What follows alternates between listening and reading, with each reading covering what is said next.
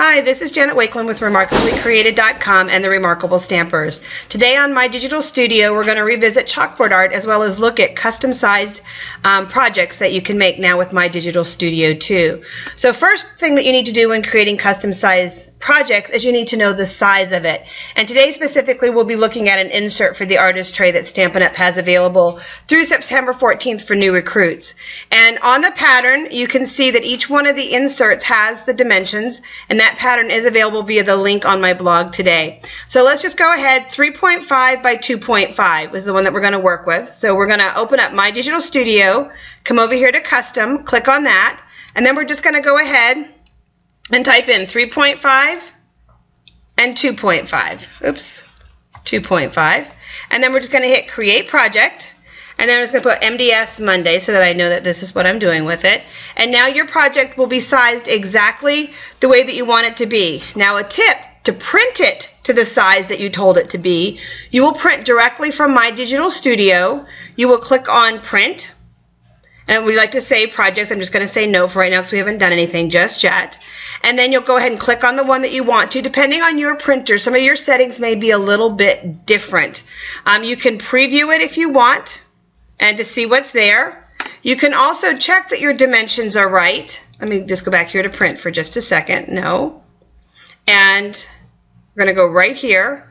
And under here, under Advanced, for me, I can see that the size that it's going to print is 3.5 by 2.5 in the middle of the page.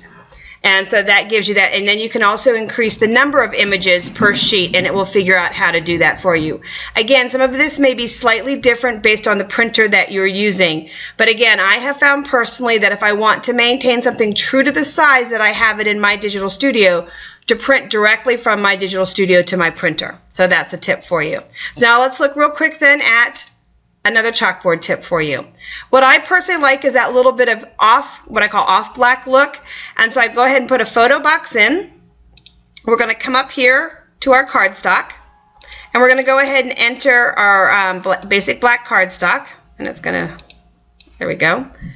And then the other thing that I'm going to do is I've been, hold on just a second, reduce that to 80% because I like it that kind of grayish color. It's darker gray than what we have and not quite black. And then I'm going to come up here in my stamps.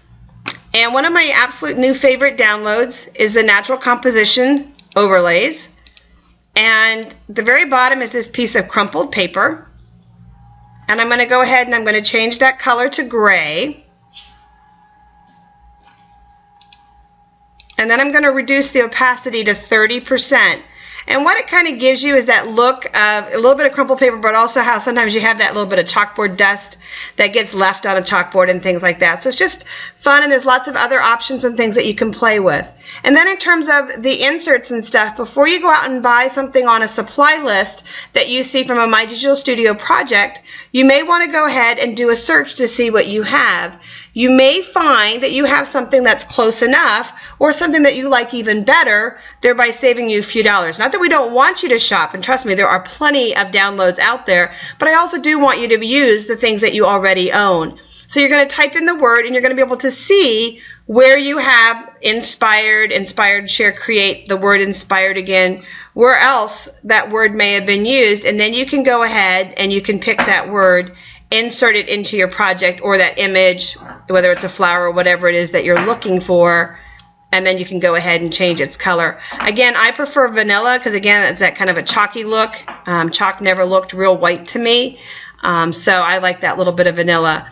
The other thing that you can do is you can go ahead and you can drop shadow that with just a little bit, and I'm going to overkill it here just for the purpose of TV. But you can drop shadow that with a little bit of the same color, again, to give you that chalky dust look. So we'll just go ahead and add a drop shadow, and now you can see a little bit of that chalky dust behind it. So again, creating your custom inserts, you need to know what size you want it to be, either in pixels, as you do with Facebook timeline, or in inches. And then you need to go ahead and print directly from My Digital Studio for the best print results. And then as far as chalkboard art, basically anything goes, and there are tons of great ideas out there. So have fun creating. Take care and God bless.